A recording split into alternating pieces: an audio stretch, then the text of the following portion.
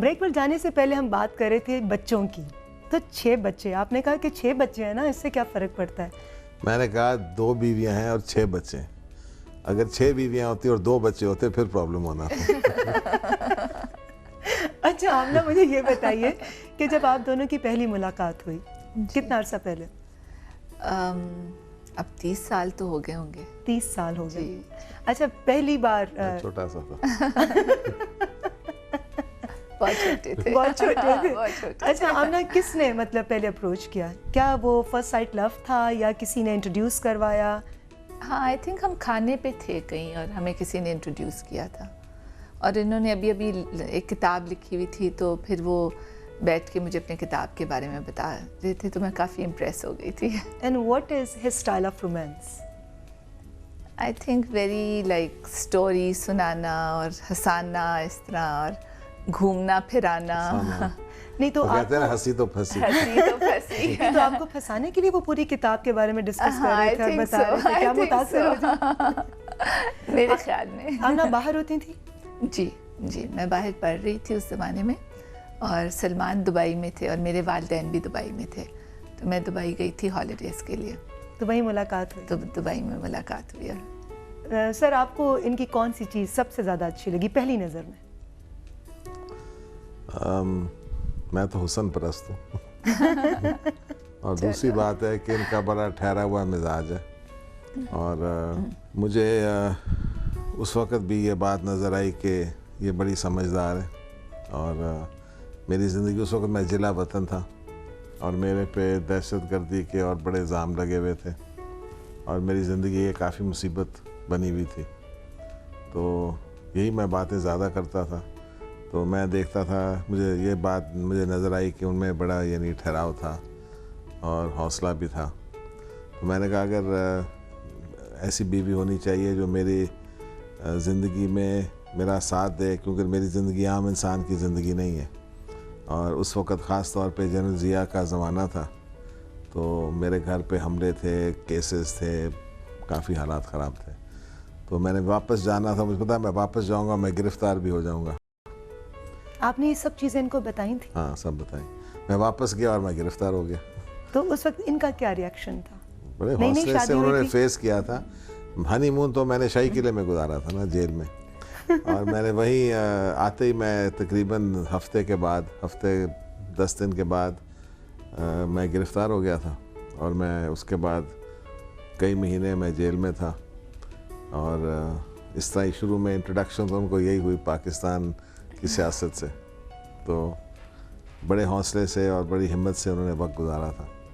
आमना एक खूबसूरत खातून है, इनकी मौजूदगी में अगर महफिल में और खूबसूरत चेहरे नज़र आ जाएं तो उनकी तारीफ़ इनके सामने करते हैं या इनसे छुप कर उनके पास जाकर उनकी तारीफ़ करते हैं? दोनों।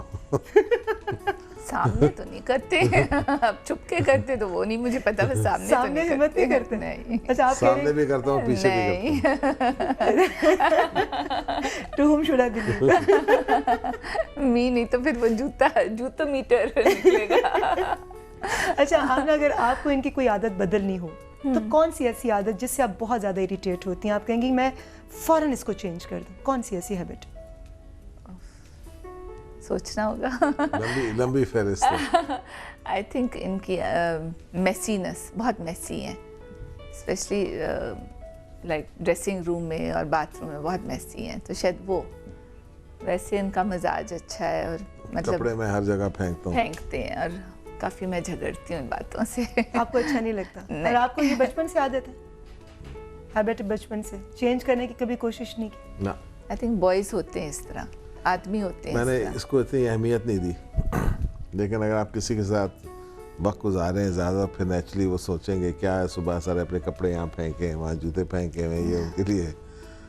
अच्छा सलमान साहब, थोड़ा शायरी के बारे में पूछना चाहूँगी कि आप समझते हैं कि शायरी जो है वो कौम को आज भी मोटिवेट कर सकती है? मैं तो समझता हूँ कि किसी मुश्किल वक्त में या कभी कोई इम्तिहान का वक्त हो तो लोग जो जज्बात वो एक तकरीर में या 2 घंटे में नहीं कह सकते, वो एक शेर में कह देते हैं। तो क्या आज भी वो अपनी कौम को उसी तरह माजी की तरह मोटिवेट कर सकते हैं? मैं समझता हूँ जो बड़े हमारे शायर हैं, जब देखें फैज़ साहब को देखें, उन्होंने हमेशा उस वक़्त इनकलाब की बातें की और उसमें इश्क की भी बातें की और इसमें खुदा की भी बातें की और उन्होंने एक जज्बा दिया शायरी को।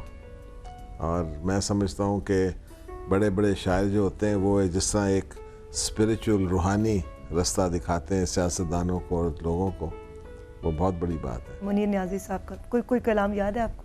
उनका सबसे मशहूर है, कुछ उंज भी रावा औखियां सन, कुछ गालिश गम दा तौक सी, कुछ शहर दे लोग भी जालिम सन, कुछ सानू मरन दा शौक भी सी। तो इसमें सियासत में कुछ सानू मरन दा शौक भी है। अच्छा, ये जालिम से आपकी मुराद कौन है? कुछ शहर दे लोग भी जालिम सन। तो आप समझते कि इस शहर में बहुत जालिम लोग हैं? अब कम है, पहले ज़्यादा होते हैं। पहले ज़्यादा थे। तो आजकल जो जालिम लोग हैं, आप कैसे उनको तब्दील कर सकते हैं या कैसे उनके रवैये को तब्दील कर सकते हैं? देखिए, अब तो मैं किसी को ख़ास जालिम नहीं समझता हूँ और ना मैं इतना मज़लूम हूँ, लेकिन जब ज़िया उल हक की हुकूमत थी वो वाकई जालिम था और उसने बड़े जुल्म किए थे और उस वक़्त ये शेर जो था उसमें एक बहुत ज़्यादा वज़न था। गवर्नर साहब, आपका ख़ानदान का ताल्लुक दूर परे से अल्लामा इकबाल साहब के साथ भी और आपके खालू फैज़ अहमद फैज़ साहब, बहुत बड़ा नाम, ये दो अजीम शायर, कभी इनके फ़लसफ़े यकसां कभी जुदागाना। Philosophically who do you agree more with?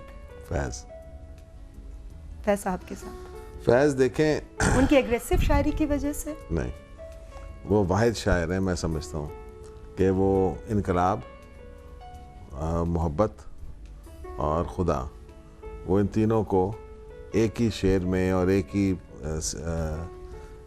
शायरी में वो इकट्ठा उनको पेश करते थे कि खुदा में भी इनकलाब है, खुदा में भी मोहब्बत है, मोहब्बत में भी इनकलाब है और ये हर तीनों चीज़ें जो हैं ये आपस में मिली हुई हैं और इसकी खूबसूरती फिर अलग है। तो आपकी नज़र में इस पूरी कायनात में सबसे खूबसूरत चीज़ क्या है? मोहब्बत? इश्क उससे भी ऊपर का ग्रेड है। देखिए, इश्क में एक इनकलाब है। अगर आप इश्क का ये मतलब नहीं सिर्फ रोमांस, इश्क किसी आइडिया के साथ भी हो सकता है और किसी बड़ी सोच के साथ हो सकता है और इंसान अगर मोटिवेटेड होता है और एक आम ज़िंदगी और आम सोच से आगे जाके वो एक बड़ी सोच में आ जाता है तो फिर इंसान की ज़िंदगी का कोई मतलब होता है। अदरवाइज़ अगर ज़िंदगी गुजारनी है जिस तरह बाकी लोग गुजारते हैं, सुबह उठे, दफ्तर गए, आके बच्चों के साथ खेल के सो गए, तो वो ज़िंदगी भी लोग गुजारते हैं, लेकिन मेरे लिए वो ज़िंदगी नहीं है। मगर कंसिस्टेंसी बहुत ज़रूरी होती है। आपको पर्सनली किससे इश्क हुआ? अपने काम से, अपनी ज़ात से, अपनी फैमिली से, अपने प्रोफेशन से या अपनी औलाद से? सबसे इश्क हुआ? और जुनून की हद तक इश्क हुआ या? देखिए, ये बातें जो हैं इनको आप हिस्सों में तकसीम नहीं कर सकते। कभी मेरे काम से ज़्यादा इश्क होता है मुझे, कभी कम होता है, कभी मैं तंग भी आ जाता हूँ और घर वालों से भी तंग आ जाता हूँ और भी, यानी कई चीज़ों से इंसान मुख्तलिफ वक्त पे मुख्तलिफ जज्बात होते हैं। तो लेकिन ये है कि ये सब चीज़ें मेरे लिए बड़ी अहमियत रखती हैं। रैपिड फायर हमारा एक सेगमेंट है, मैं आपसे एक सवाल रैपिड फायर, मुझे रैपिड फायर वापस याद रखें, अगर इस तरफ आएगी गोली तो वापस नहीं नहीं सर, जाएगी। आप कर सकते हैं, आपको फुल राइट्स हैं, आप कर सकते हैं क्योंकि हमारा फॉर्मेट बहुत पॉजिटिव है, इसलिए मुझे खुशी होगी कि कोई पॉजिटिव बात आप मुझसे भी पूछिए। इसमें मैं आपको दो ऑप्शंस दूंगी, आपको जो बेहतर लगे आपने उसको सिलेक्ट करना है। पहला सवाल, आपकी नज़र में सदर जरदारी को गलत मशवरे कौन देता है? बाबर अवान, रहमान मलिक? दोनों अपनी तरफ से मशवरे देते हैं, कभी गलत होते हैं, कभी सही होते हैं। आपको अपने वालिद की शायरी का एल्बम बनाना हो तो आप किस गुलकार को चुनेंगे? गुलाम अली, फरीदा खानम? मुझे शायद फरीदा खानम बेहतर होगी। इस एल्बम के मौसीकार के तौर पर अगर किसी को चुनना हो तो किसका इंतखाब करेंगे? यूसुफ सलाहुद्दीन, उस्ताद नज़र हुसैन? उस्ताद यूसुफ सलाहुद्दीन। ये आपने उनके नाम के साथ उस्ताद ऐड कर दिया। आप समझते हैं कि बहुत ज़बरदस्त कंपोजर हैं वो? उस्ताद बड़े यूसुफ सलाहुद्दीन। उस्ताद बड़े यूसुफ सलाहुद्दीन। आप पंजाब के 26वें गवर्नर हैं। साबिक गवर्नर्स में से आप किसके साथ खुद को आइडेंटिफाई करते हैं? नवाब कालाबाग, गुलाम मुस्तफ़ा खर? नवाब कालाबाग। संडे ने मॉडल ऑफ द ईयर का अवार्ड देना हो और फैसला आपका हो तो किसे अवार्ड का हकदार करार देंगे? वनीज़ा अहमद, नताशा सहगल? विनी। विनी को।